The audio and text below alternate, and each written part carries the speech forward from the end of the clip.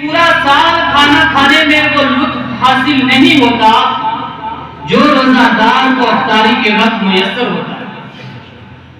اور دوسری خوشی اپنے رب سے ملاقات کے وقت. حضرات،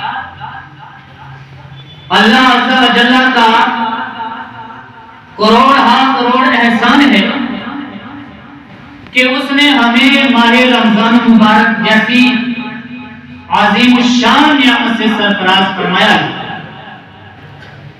ماہ رمضان مبارک کے کیا کہنے، اس کی ہر گھڑی رحمت بھری ہے اور اس میں اجر و ثواب بہت ہی بڑھ جاتا ہے.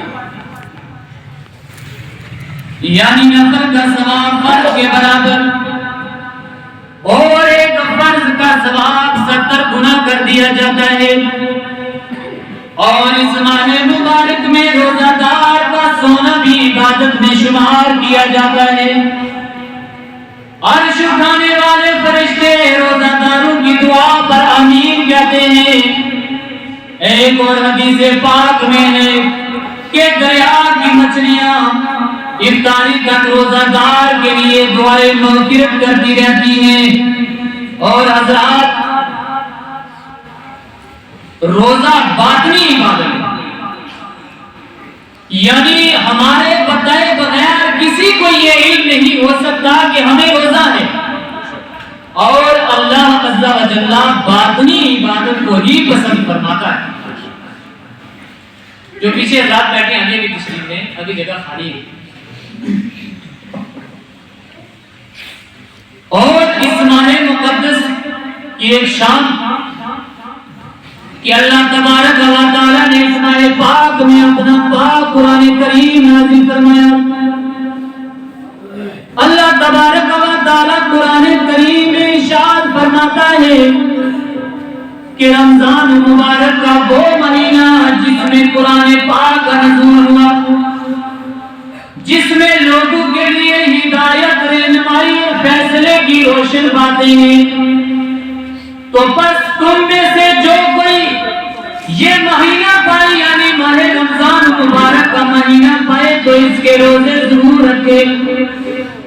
اور جو بیمار یا سفر میں ہو تو اتنے دن اور روزے رکھے.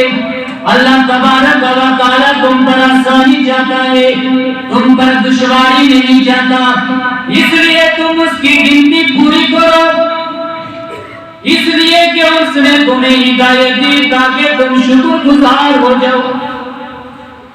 تو حضرات، آیت کریمہ کی ابتدائی حصے میں شہر رمضان الذی کے تحت مفسر شہیر حکیم الامت حضرت مفتی احمد یار خان نعیمی رحمۃ اللہ علیہ تفسیر نعیمی میں فرماتے ہیں کہ ماہ رمضان یا تو خدا رحمان عز و جل کی طرح اللہ عز و جل کا ایک نام ہے،